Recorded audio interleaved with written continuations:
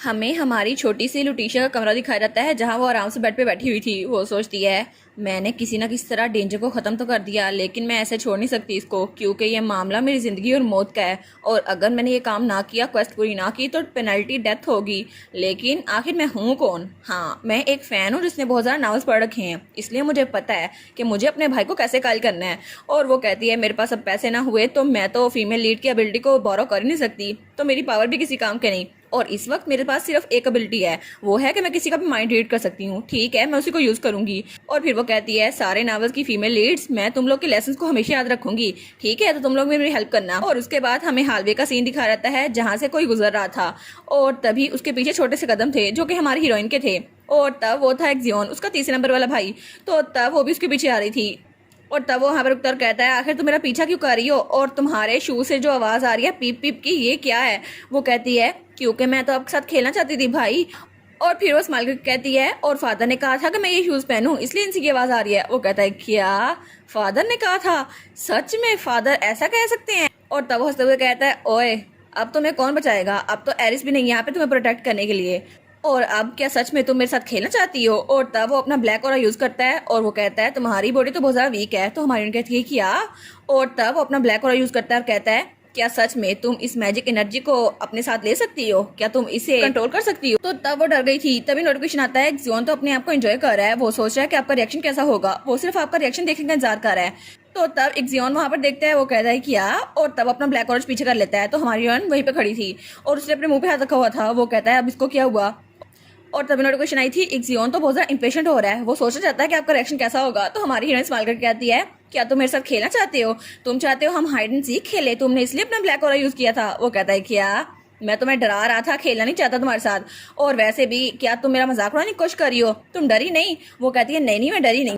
और उसके पास आकर कहती है तुम तो मेरे साथ हाइड एंड सीक खेलना चाहते हो ना, चलो हम लोग खेलते हैं, मैं यहाँ से भागती हूँ, तुम मुझे पकड़ना, ठीक है? वो कहता है क्या क्या करूँ? वो कहता है रुक तो जाओ, तुम भाग क्यों रही हो? और वो वहां जा रही थी और उसके बीप बीप की आवाज तो सबको सुनाई दे रही थी। और वो कहती है ठीक है, मुझे बस प्लान को फॉलो करना होगा, वो मुझे पकड़ लेगा ऑफ कोर्स। और वैसे भी अपने भाई के साथ अच्छा ताल्लुक रखने के लिए मुझे पहले उसके साथ खेलना पड़ेगा, है ना? और एक्जियोन वहीं पर खड़ा था। वो कहता है भागना बंद करो, तुम गिर गई तो डैड मुझे छोड़ेंगे नहीं। लेकिन वो सोचती है चाहे कुछ भी हो जाए, मैं नीचे गिर भी गई वो मुझे बचा लेगा। और तभी वो सीढ़ी से नीचे छलांग मारती है और वो धड़ाम से नीचे गिर रही थी। वो कहती है ऑफ कोर्स मैं मरूंगी नहीं, है ना, क्योंकि एक्जियोन मुझे बचा लेगा, चाहे जैसा मर्जी हो, लेकिन मेरा भाई मेरी हेल्प जरूर करेगा। नॉवेल्स में तो ऐसा ही होता है ना? लेकिन वो आगे नहीं आता। वो कहती है क्या ये सच में मेरी हेल्प नहीं करने वाला? लेकिन तभी किसी ने उसको पकड़ लिया था। वो कहती है क्या किसने मुझे पकड़ लिया? और वो एक्जियोन ही था, उसने उसको बचा लिया था नीचे गिरने से। वो कहती है चलो अच्छा हुआ, कम से कम तुमने मुझे बचा तो लिया, वरना भी मैं मर जाती। वो सोचती है चलो मुझे पहले से पता था, ये तो अच्छा बच्चा है ना आफ्टर ऑल। तो उसको नीचे उतारता है। वो कहती है क्या सच में ये मुझे बेवकूफ बनाने की कोशिश करा था, लेकिन वो तो बड़ा सारा गुस्से में आया हुआ था। तभी नोटिफिकेशन आती है, वो क्वेश्चन कर रहा है कि आपने ऐसा क्यों किया, और जियोन तो बहुत ज़्यादा परेशान है आपसे। तो हमारी जियोन सोचती है हाँ, उसका एक्सप्रेशन देख के तो मुझे खुद पता चल रहा है। तो तभी वो कहती है जियोन, वो कहता है हाँ। तो वो कहती है क्या मैं तुम्हें अनॉय कर रही हूँ? वो कहता है हाँ बिल्कुल। तो वो कहती है लेकिन मैं तुम्हारे साथ खेलना चाहती हूँ ना, मैं तुम्हें अनॉय क्यों कर रही हूँ? और बड़े प्यार से उसकी तो देखती है। तो वो कहता है क्या? अभी उसे कुछ कहने लगता है तभी आवाज आती है लुलू। वो कहता है अब किसकी आवाज है? और जब वो दोनों पीछे देखते हैं तो वहां पर उसका डैड खड़ा था। वो मुस्कुराते हुए देखता है। वो कहती है फादर। तो वो भाग के उसके पास आती है। वो सोचता है पता नहीं मैंने कितनी बार सबको देखा है, लेकिन अभी भी ये बाप बेटी का प्यार मुझे हजम नहीं हो रहा।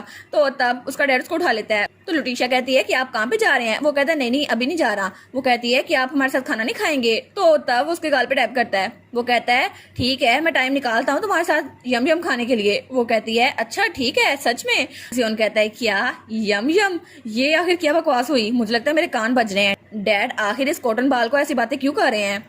तो तब उसका डैड कहता है अरे हाँ लुलू तुम तो एक्जियोन के साथ ही ना? वो कहती है जी जी। तो एक्जियोन कहता है क्या क्या ये उसको बताने वाली है? मैंने उसे बुली किया था। तो उसका डैड कहता है एक्जियोन तुम्हें तंग तो नहीं कर रहा था? तो एक्जियोन तो बहुत ज्यादा डर गया था। वो सोचता है अगर उसने डैड को बता दिया फिर तो डैड मुझे छोड़ेंगे नहीं, और वैसे भी मैंने अपनी मैजिक से उसको कितनी बार डराने की कोशिश की है, वो जरूर डैड को बता देगी। तो तब वो कहता है सर एक्चुअली, लेकिन तभी हमारी हीरोइन उसकी बात काटते हुए कहती है नहीं। वो कहता है क्या ये बताने नहीं वाली? तो तब अपने डैड की तरफ देख कहती है नहीं नहीं मैं तो भाई के साथ खेलने के लिए गई थी और वो मेरे साथ खेल रहा था, उसने मुझे बिल्कुल नहीं किया। और स्माइल करके कहती है हमें तो बड़ा मजा आया।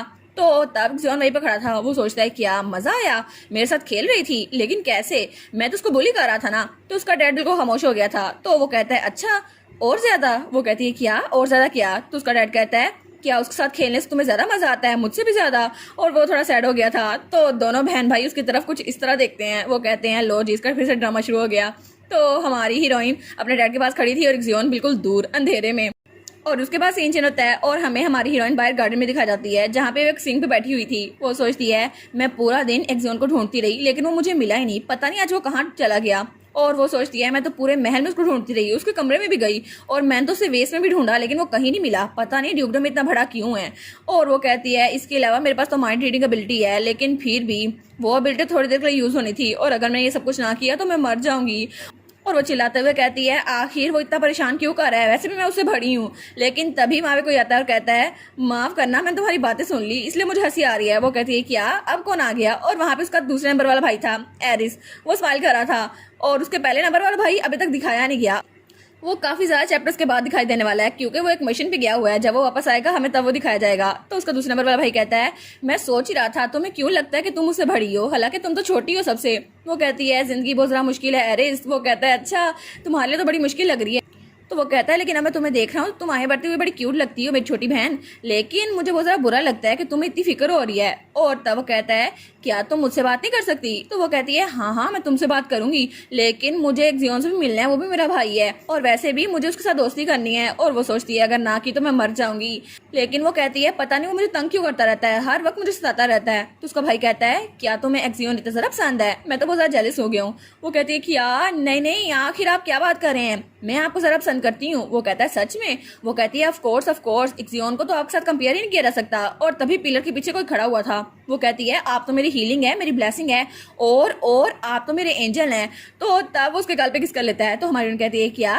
तो वो कहता है ये मेरे लिए ऑनर की बात है कि तुम्हें मैं इतना अच्छा लगता हूँ। तो वो कहती है हैं, और तब वो तो ब्लश करने लग जाती है। वो कहती है भाई ये क्या किया आपने? तो तब एरिस उसके गाल पे हाथ रखता है। तो वो कहती है ओसम, भाई तो कितने जरा अच्छे है ना, हालांकि मेरे तीसरे नंबर वाला भाई बिल्कुल डफर है लेकिन ये भाई तो बिल्कुल एंजल की तरह है, इसको तो 10 पॉइंट और दूंगी मैं। लेकिन वो सोचती है इसको तो मैं 100 पॉइंट दूंगी, मैं तो फैन गर्ल हूँ, ये तो बिल्कुल एंजल है। लेकिन तभी उसे वहां से कोई आवाज आती है। वो कहती है क्या? अब ये आवाज कौन सी थी? और वहां पे एक पिलर टूटा हुआ था। वो कहती है क्या एक पिलर टूट गया आउट ऑफ नोवेयर, ये कैसे? और वो सोच ही रही थी कैसे हुआ। तो उसका भाई कहता है लूलू हमें वापस आना चाहिए।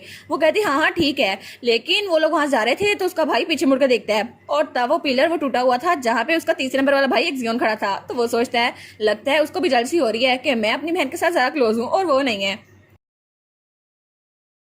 और इसी के साथ ये वाला पार्ट यहीं पर ख़त्म। तो आप लोग बताइएगा आप लोग को ये पार्ट कैसा लगा, और वीडियो को लाइक और चैनल को सब्सक्राइब लाजमी कीजिएगा।